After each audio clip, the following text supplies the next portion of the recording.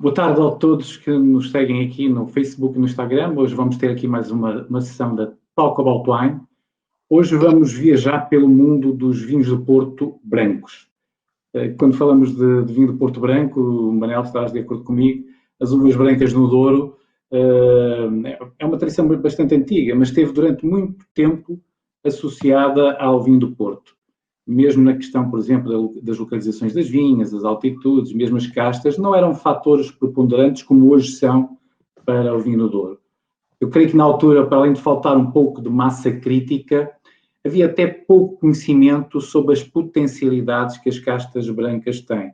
Mas tudo isso mudou e hoje a região, felizmente, pode, até com algum orgulho, mostrar os seus grandes vinhos brancos. Mas hoje a nossa conversa não vai se falar sobre os DOP Douro brancos, mas sim sobre os vinhos do Porto brancos. Manel, passo para ti para que possas iniciar também esta conversa. Enfim, boa tarde a todos também, boa tarde Carlos. Mais uma vez um prazer por estar aqui a poder falarmos um bocadinho sobre o vinho do Porto. Sim, de facto, a região é claramente mais vocacionada para castas tintas e para vinhos tintos, mas em todo o caso tens então um património genético muito forte também associado às castas brancas. E, de certa forma, em muitas vinhas velhas, como sabemos, as castas brancas também existiam plantadas em conjunto com as tintas. Portanto, há, como tu dizias, penso eu também, haveria pouco conhecimento de potencial enológico de algumas dessas castas, mas a tradição era elas estarem de alguma forma presentes nos encepamentos e alguns vinhos brancos que eram produzidos também, embora ainda não enquadrados durante muito tempo em termos de categorias, pelo menos com significado no ponto de vista de categorias de maior relevância em termos de qualidade, mas o que é certo é que a evolução foi nesse sentido e hoje, como vamos ter a ocasião de falar, há de facto um património em termos de vinhos produzidos e da qualidade que apresentam, de facto, muito significativo.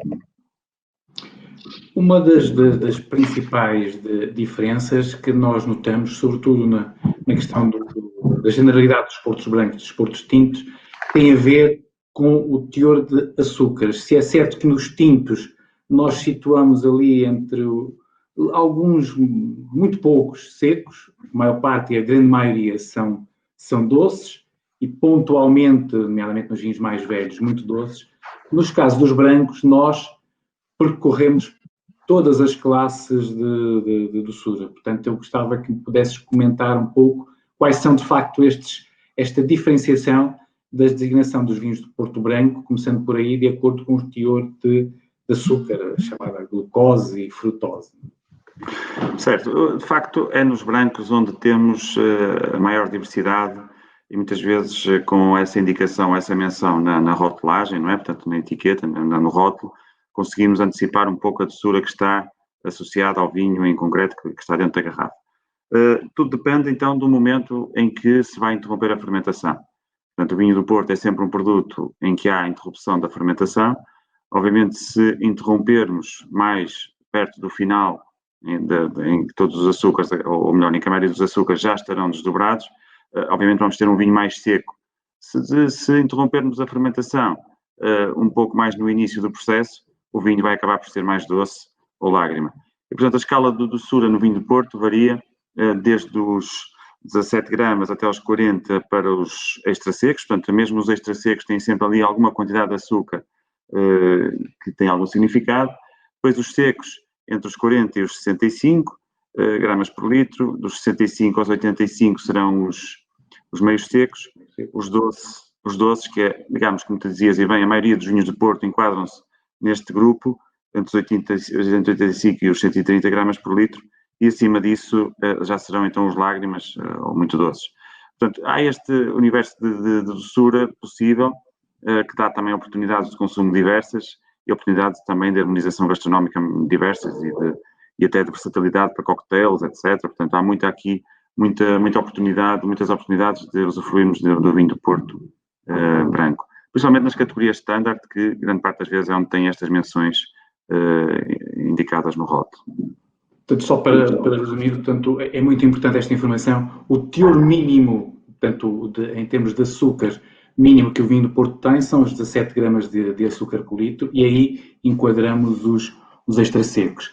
Agora, a distinção, uma outra distinção que podemos falar sobre os brancos são as suas cores. Que tipo de cores é que nós temos nos vinhos de Porto brancos? Sim, na elaboração dos vinhos de Porto brancos podemos ter brancos em que estão mais em contacto com as películas na altura da elaboração, podem ser vinhos um bocadinho mais estruturados e que podem ser sujeitos a envelhecimentos mais longos, e temos vinhos que são elaborados pela técnica de bica aberta, digamos assim, com pouco contacto pelicular, e portanto em que a intensidade de cor será mais pálida e portanto o vinho terá menos leves amarelados ou dourados. Mas nesse aspecto, digamos que podemos definir as cores do vinho do Porto branco, desde o branco mais pálido até um branco mais dourado. Portanto, vai havendo essa transição de uma tonalidade ou de uma intensidade mais pálida até nuances mais douradas, principalmente nos vinhos mais evoluídos em termos de oxidação. Curioso no universo do vinho do Porto é que os brancos que evoluem muito tempo por oxidação, podemos ter um branco com 40 anos, por exemplo, ou mais de 40 anos, vai se aproximar muito de um tawny, portanto, de um vinho tinto tawny que vai evoluindo também por oxidação. E, portanto, a dada altura, quase que se encontram em termos de aspecto visual e às vezes não é fácil distinguir um branco muito velho de um tinto muito velho.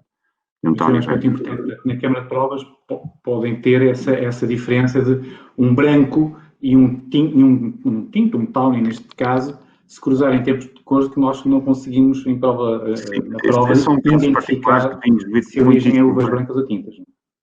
Sim, são casos particulares de vinhos muito, muito velhos que de facto podem atingir nuances muito parecidas, isso é um facto. Mas tem que ser de facto vinhos que evoluíram bastantes anos, bastantes décadas por evolução oxidativa para de facto haver essa semelhança, digamos, entre um branco muito velho e um tinto e um tawny também muito, muito velho. Manuel, antes de passarmos a falar das castas, e aproveitar aqui, temos uma pergunta no Facebook. Quantos dias são necessários para a fermentação no vinho do Porto? A fermentação varia muito, não é? Varia muito. Basta ser possível jogar um pouco com as temperaturas de fermentação, que podemos prolongar ou podemos acelerar um pouco mais esse processo.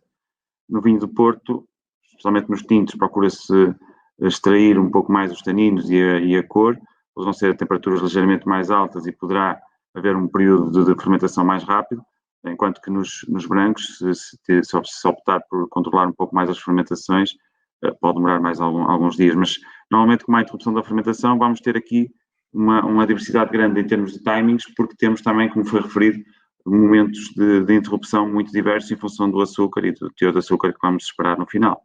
Portanto, é muito relativo, pode demorar 1 ou 2 dias, pode demorar mais dias, enfim, vai depender muito do estilo que estamos a produzir. Muito bem, Manuel. Agora, falando das castas, as castas brancas no Douro, nós sabemos que o Douro tem um património riquíssimo em termos de castas, de entre as 110 castas autorizadas para vinho do Porto, 47 são brancas.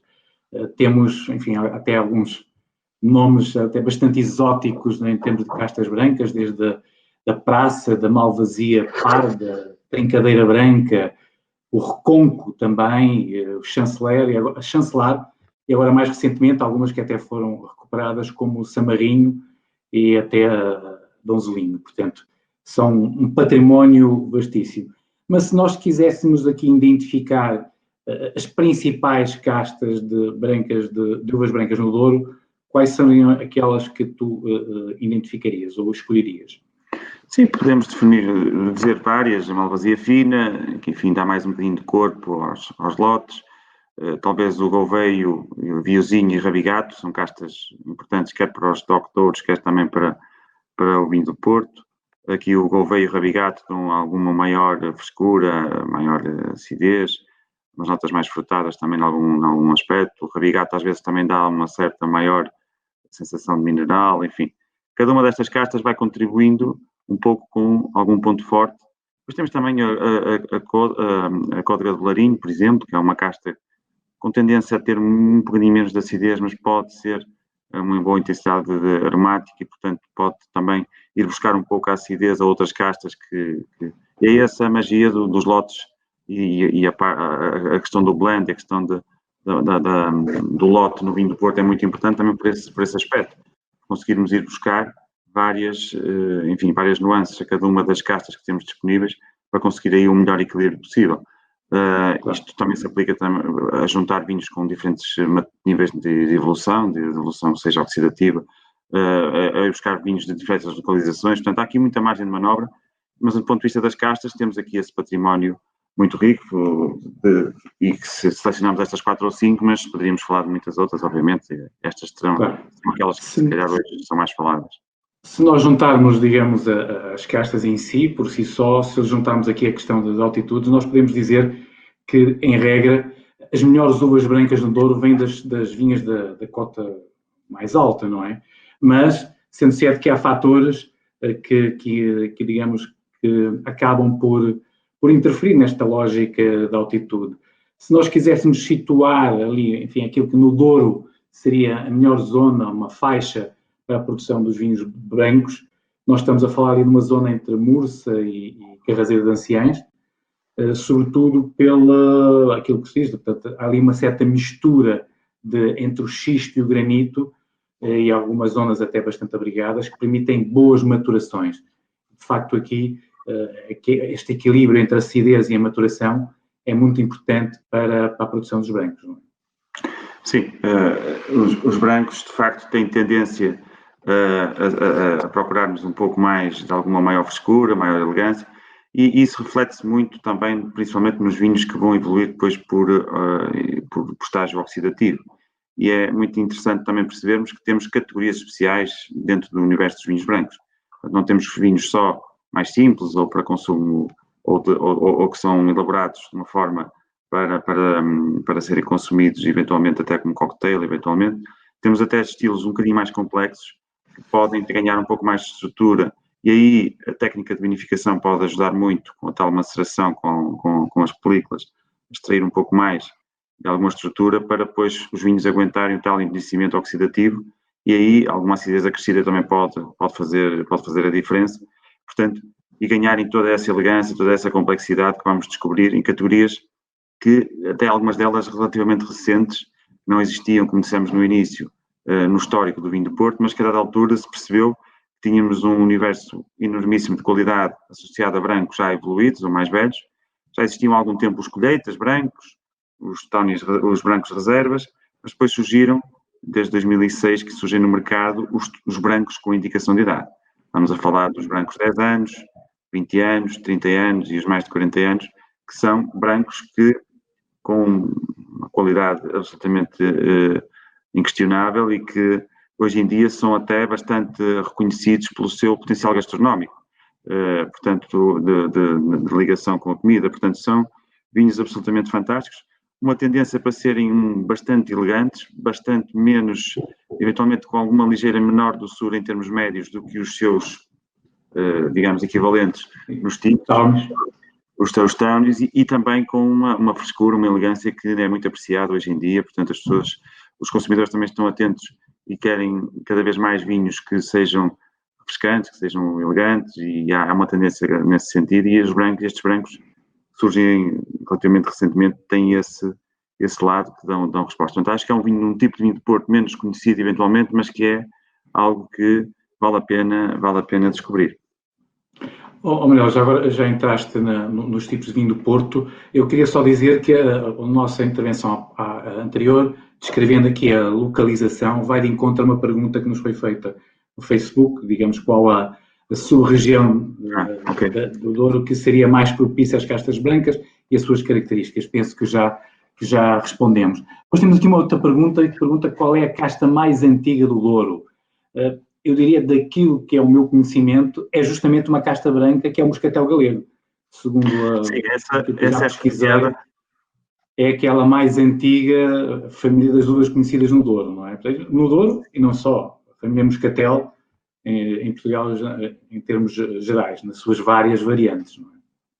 Sim, é referenciada como uma das mais antigas. Não sei se será mesmo a mais antiga, mas claramente uma das mais antigas. Eu confesso que nos tintos não sei, mas pronto, aqui, a propósito de falarmos de branco, responderia há pessoas já... mais especializadas nessas questões da viticultura e da parte das castas do que penso eu e tu, mas sim, há esse histórico alguma outra casta mais antiga. Eu creio que a códega de Larinho também terá, assim, terá algum ancestral em termos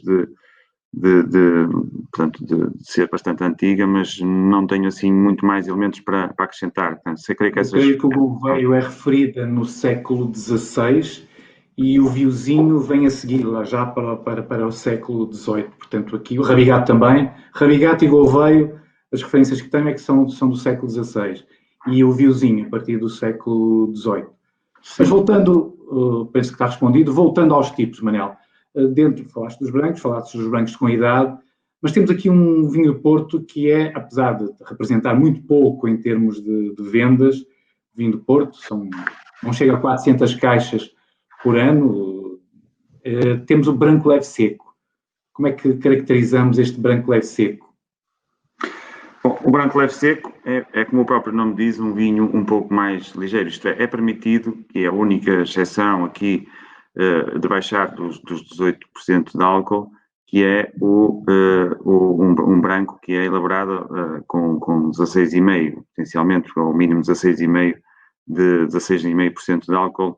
E, portanto, trata-se de um vinho um pouco menos alcoólico, sendo menos alcoólico será mais leve, mais no sentido de menos corpo, portanto será um vinho mais ligeiro nesse sentido, e portanto é mais uma opção para poder ser apreciado nessa perspectiva de ser um vinho mais leve, menos encorpado e que eventualmente também normalmente tem menos envelhecimentos, mais fresco, mais numa linha de alguma fruta, e que, portanto, pode ser também versátil para outras aplicações, como para cocktails, eventualmente, por exemplo. Bem. Dentro das categorias especiais também temos o Reserva Branco, que é o primeiro patamar em termos de qualidade nas categorias especiais de vinhos brancos.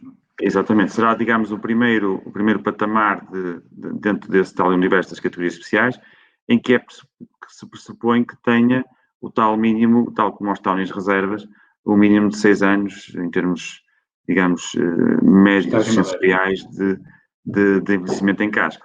Portanto, naturalmente, nesse caso, já vamos notar aí uma certa evolução oxidativa, não são os aromas tão frescos, tão frutados, como será um branco de bica aberta que não tenha tido tanto envelhecimento oxidativo. Portanto, nesse caso já se vai notar uns aromas um pouco mais evoluídos, mais molados, e eventualmente até um lado a começar a lembrar algum fruto seco que de facto é pressuposto que começa a aparecer com envelhecimento oxidativo. Portanto, já estaremos um bocadinho mais nessa linha. Dentro dos vinhos de uma só colheita, teremos o colheita branco. Este sim já tem algum histórico de algumas poucas empresas que já na década de 60, 70 já tinham colheitas brancos. Portanto, para caracterizar o vinho do Porto branco, o colheita branco em termos de vinho do Porto. Mais uma vez, à semelhança dos colheitas tintos, dos táunis colheita, aqui a ideia é que sejam vinhos de um só ano, portanto, que sejam vinhos de uma só colheita, de um só ano indicado normalmente no rótulo, e que, portanto, de alguma forma, as empresas selecionaram ou elaboraram o vinho num determinado ano e fizeram o seu percurso, ou promoveram o percurso desse vinho em cascos, normalmente com tendência a ser cascos de menor dimensão, portanto, as pipas, eventualmente as tais pipas de 550 litros, para, digamos, que o vinho possa evoluir, mais uma vez, por fenómenos de oxidação. Os cascos de madeira velha, no universo de vinho de Porto usa-se madeira velha, portanto já não vão transitar compostos da madeira para o vinho, vai permitir apenas uma microoxigenação, um ligeiro contacto, um contacto limitado, mas ao mesmo tempo constante com o oxigênio. Portanto, o vinho vai evoluindo por esse tipo de fenómenos. Mas tem que ter o tal mínimo de 7 anos, tal como no colheita Tawny, colheita tinto, portanto tem que ter o mínimo de 7 anos de envelhecimento em casco para poder ser um colheita branco, neste caso. Portanto, só ao fim de 7 anos. Mais uma vez, aqui atenção à data do engarrafamento, porque, tanto para o ponto de vista do consumidor, saber que o vinho de um determinado ano pode ter sido engarrafado 7 anos depois, ou pode o produtor ter alguma parte desse lote, ter deixado de evoluir mais tempo no casco até chegar a um engarrafamento mais tardio e aí o vinho ter um perfil oxidativo ainda mais marcado. Portanto, é interessante sabermos isso. Não, temos aqui duas perguntas. Uma penso que é muito simples de responder. uma vez que, voltando ao branco leve seco, portanto, os níveis de álcool exigidos para a classificação do vinho, portanto, a percentagem de volume de álcool é inferior, 16,5, e perguntam se existe legislação específica. É justamente essa a nuance, e que tu bem ressalvaste. Portanto, a própria legislação, o caderno de certificações da Denominação de Origem Porto, prevê e exclusivamente este vinho do Porto, o branco leve seco, é um caso excepcional, portanto, de um teor mínimo que baixa para 16,5, abaixo dos 18, que hoje que é o teor mínimo normal do vinho do Porto, nomeadamente para os vinhos correntes. Não é? Os correntes, exatamente, é mesmo essa nuance. A outra questão que temos aqui no Instagram, o consumo dos brancos em geral, será que não está ligado um pouco à qualidade de preço? Bebe-se um vinho tinto equivalente ao mesmo preço ou com uma qualidade um pouco melhor? Bom, eu só aproveitaria aqui só para enquadrar, dizer que os vinhos do Porto brancos, em termos de facto, têm um preço médio mais baixo. Se falarmos do preço médio, euros por litro do vinho do Porto em geral, nós estamos a falar dos 5,13 euros por litro. No caso do branco, é de facto um pouco mais baixo, não chega a 4 euros, 3,95. Se é certo que em termos de volume, o vinho do Porto branco representa 14%, cerca de 14% das vendas totais, do volume total de vinho do Porto, em termos de valor, de volume de negócios, são cerca de 11%. Portanto, há de facto aqui uma correlação entre a qualidade e o preço, mas eu diria que teremos vinhos brancos que para diferentes momentos, e aproveitava também isto porque uma das outras perguntas tem justamente a ver com isso, portanto, que momentos é que nós podemos aqui sugerir para o vinho, para harmonizar alimentos, comida com o vinho do Porto Branco? Bom, o vinho de Porto Branco, como dissemos já, tem essa versatilidade enorme, desde poder ser consumido nas categorias até eventualmente mais standard, até como cocktail, juntando ao célebre Port Tónico, não é? Mas podíamos portanto, ter a opção de criar ou de tentar apelar à criatividade até dos próprios consumidores para criar e para experimentarem para outro tipo de cocktails. Em todo caso, depois entramos nos tais vinhos de categorias especiais e aí eu penso que neste momento, até na minha opinião pessoal, os portos brancos um pouco mais evoluídos para queijos são absolutamente fantásticos, por exemplo, para harmonizar com vários tipos de queijos. Eventualmente também com algum tipo, especialmente os estilos um bocadinho mais doces, também com algum tipo de doces de ovos, pastelaria fina, enfim, podemos também tirar partido dessa harmonização, mas também mesmo com pratos principais, porque não?